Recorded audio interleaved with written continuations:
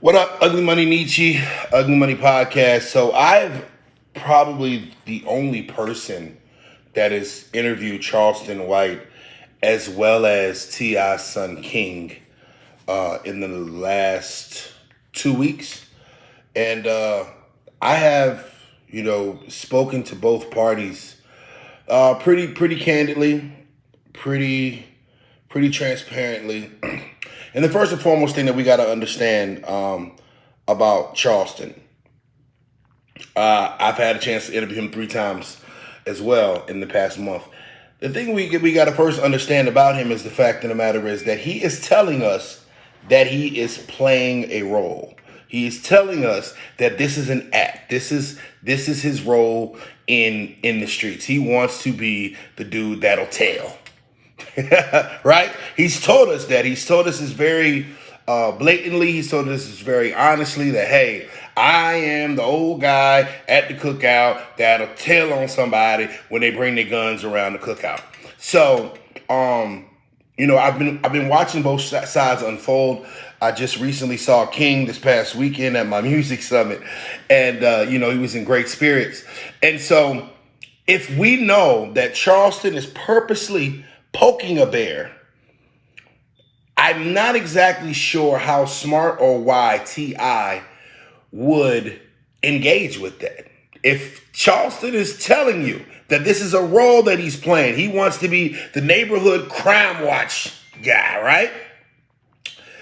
So if he's telling you that he wants to be the neighborhood crime watch guy and that, you know what, because I've asked Charleston the question, is Charleston White a snitch? And he says, hell yeah, I'm a tell.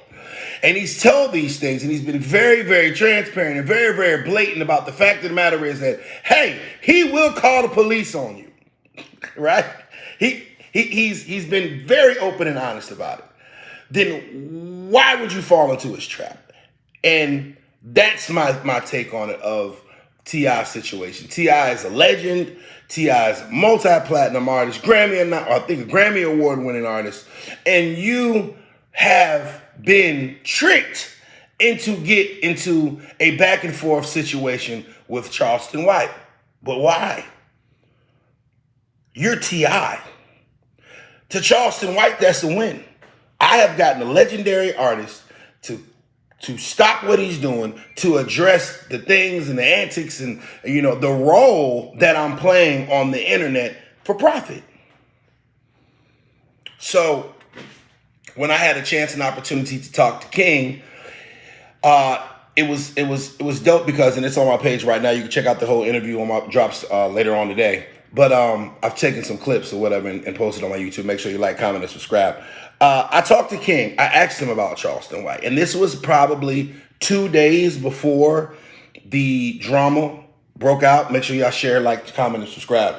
I've talked to King, and he answered very eloquently and actually maturely. I brought up the name Charleston White.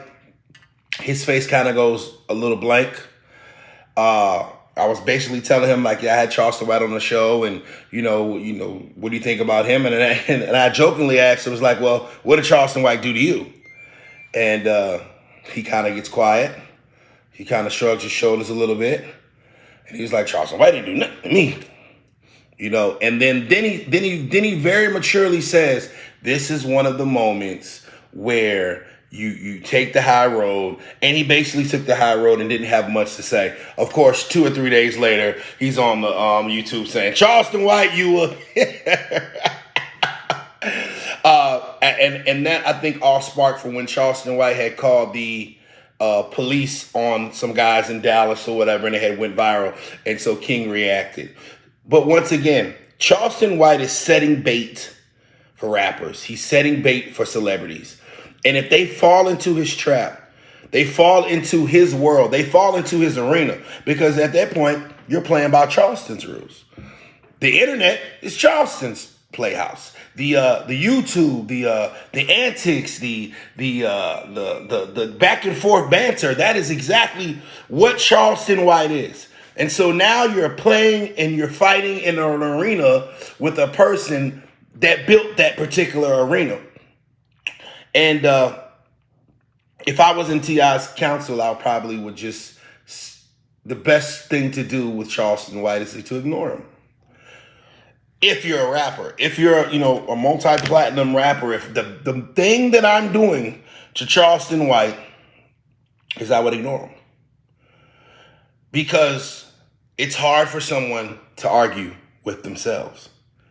If you don't feed into it, you don't have a situation where you have an argument. Now, I also have a relationship with Boosie, and he hasn't been as vocal as Charleston. And I got Tootie Raw coming on my show next week, so make sure y'all check. Like I said, like, comment, and subscribe because of the fact of the matter is we got Tootie coming in. We're going to hear his take on the things. But I know one thing is for sure is Charleston is setting traps. Don't fall for it. When you comment, when you express your disdain for him, well, that's what he wants. That's why he's here. That is what he exists for. Now, if you have the opportunity to actually hear, because of course we all hear a lot of Charleston's comments in short and not in full context, and we hear bits and clips and things of that nature. Like, I've had 2-hour-long conversations with the man. A lot of the things that this guy says is true. His take on King Von, and I asked him, I was like, hey, so you think King Von was evil? And he turned around and told me, and he looked me in my eye and says, well, they just told you he killed 4 people. Well, when you really think about it, it's like, well, is he wrong for his take on King Von and King Von's mama? Yes, he says it abrasively. Yes, he says it aggressively. Yes, he says it disrespectful and to the point where he's purposely trying to trigger you. But is it true? Did King Von's mom care when King Von was catching bodies? Did she come out with her disdain for violence? I didn't hear anything. I didn't see it. If you know what I'm saying, and I can't say I know, but I didn't see it. Did you guys?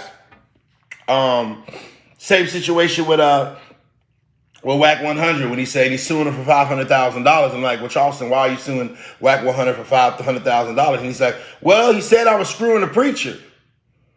Well, that's a pretty tough defamation of character lawsuit, if you ask me. Is Charleston wrong for that?